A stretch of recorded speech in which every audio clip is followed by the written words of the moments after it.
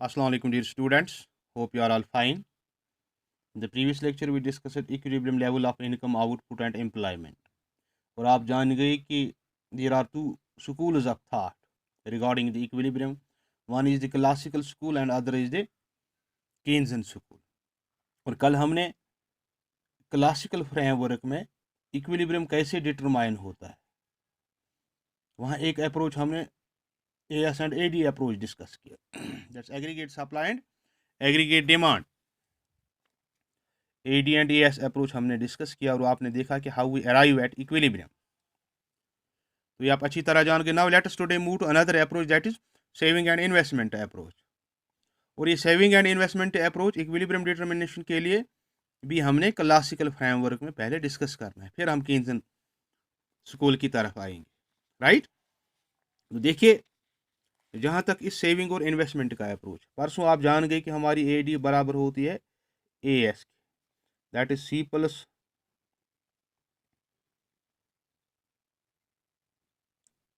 I is equal to C plus S. C common है तो यहाँ हम अराइव होते हैं, पहुँचते हैं कहाँ, I is equal to S और S is equal to I. That is saving is equal to investment. तो यही अप्रोच हमने, दो अप्रोच थे, AD and AS approach and saving and investment approach. चलिए आज हम सेविंग एंड इन्वेस्टमेंट अप्रोच की तरफ आते हैं. देखिए जो क्लासिकल स्कूल है, जो क्लासिकल इकोनॉमिस्ट है, उनके मुताबिक ये जो सेविंग है it is the function of rate of interest. Save is the function of R, right? That is referring to supply of capital. एक बात.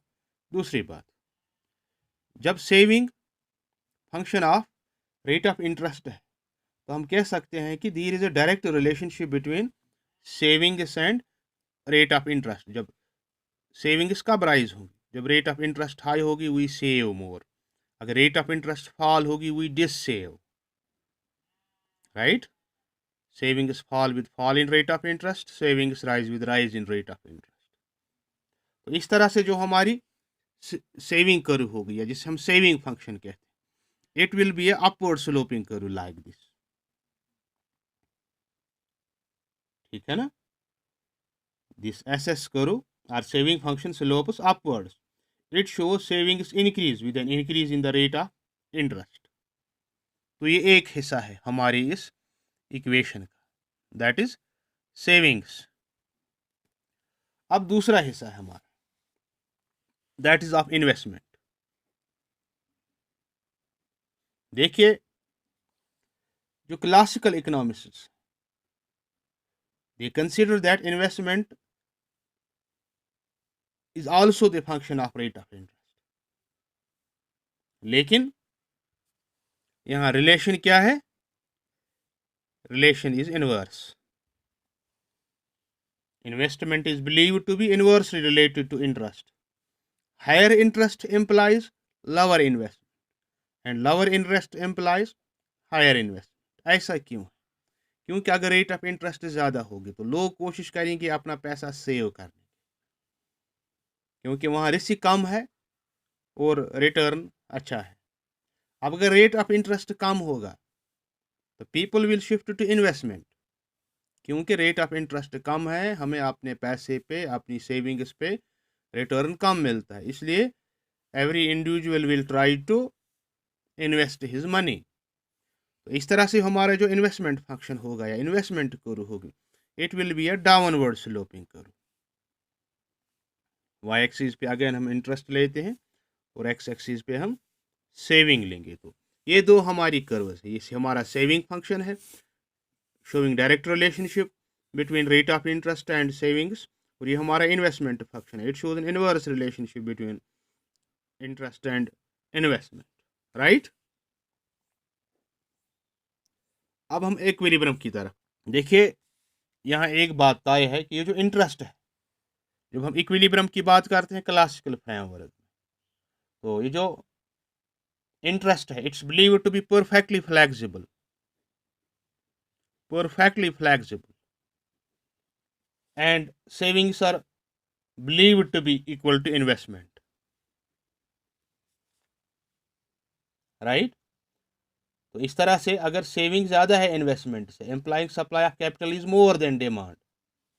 अगर सेविंग ज़्यादा है किससे, इन्वेस्टमेंट से, इसका मतलब है supply of capital is more than demand for capital, then और ये जो इंटरेस्ट है, ये प्राइस ऑफ कैपिटल है, r will come down.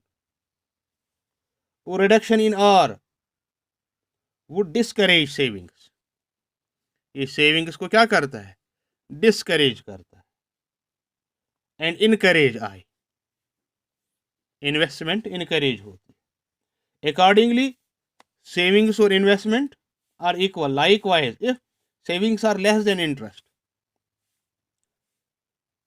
Are rise होगा, इससे इंक्रीज सेविंग्स हो जाएंगी, till again I is equal to S, that's once again equality between the two is reached.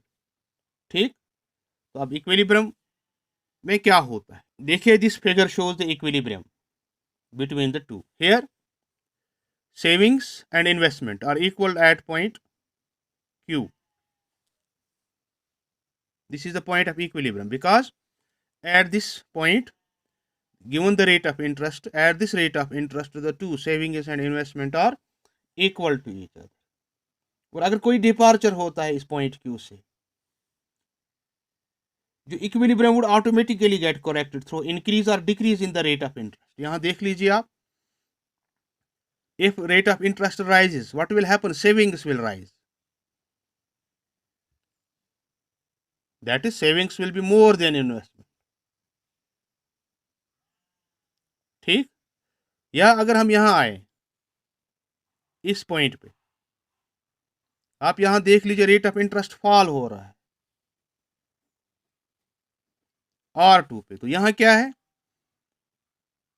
Savings कम होंगी, कम सेविंग्स इन्वेस्टमेंट को encourage करते हैं, ज्यादा सेविंग्स, ज्यादा रेट ऑफ इंटरेस्ट सेविंग्स को इनकरेज करते हैं, तो इन्वेस्टमेंट कम होगी। और ये इंटरेक्शन कंटिन्यूसली रहता है बिटवीन द टू, राइट।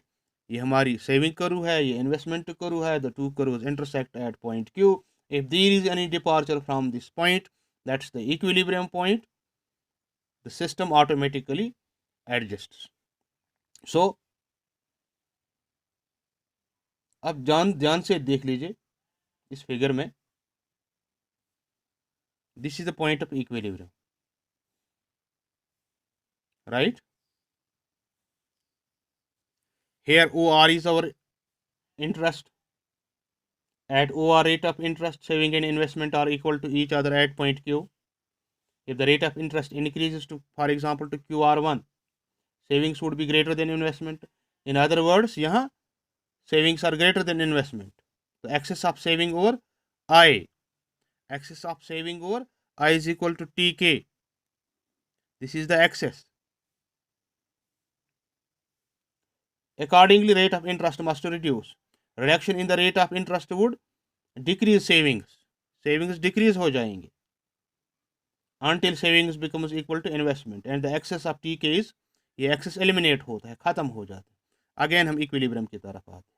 और अगर रेट ऑफ इंटरेस्ट फॉल होती है, OQ2 फॉर एग्जांपल, OR2, तो यहाँ क्या होगा, सेविंग्स कम होंगी, इन्वेस्टमेंट, सेविंग्स कम है, इन्वेस्टमेंट ज़्यादा है, तो यहाँ S is equal to greater than, इस हिस्से में S is greater than I, इस हिस्से में S is less than I। तो यहाँ क्या होगा, ये जो excess of investment over savings, ये GK है, यहाँ पे GK, तो रेट ऑफ इंटरेस्ट इससे क्या होगी, इंक्रीज होगी, और increase in the rate of interest would increase savings and decrease investment till excess of this GK is eliminated or saving becomes equal to investment, again driven to the original point, that is Q. It is at R, this rate of interest, and R only, that S is equal to I, which is the point of equilibrium corresponding to the point of equilibrium, saving is equal to investment is equal to OL, right। और अगर कोई departure होता है from this point, would only be a temporary occurrence, it will automatically get corrected, right? तो इस तरह से हम S&I अप्रोच के जरिए इक्विलिब्रियम बता सकते हैं, how we arrive at it. In this way we have discussed two approaches in the classical framework. One is the aggregate demand and AD and AS approach, and saving and investment approach, right? So it's all for today. Inshallah, in the next lecture we will move to the level of equilibrium of output in the Keynesian framework. Next lecture में हम Keynes framework discuss करेंगे. तो आज के लिए इतना ही काफ़ी है. Thank you very much. Have a nice day.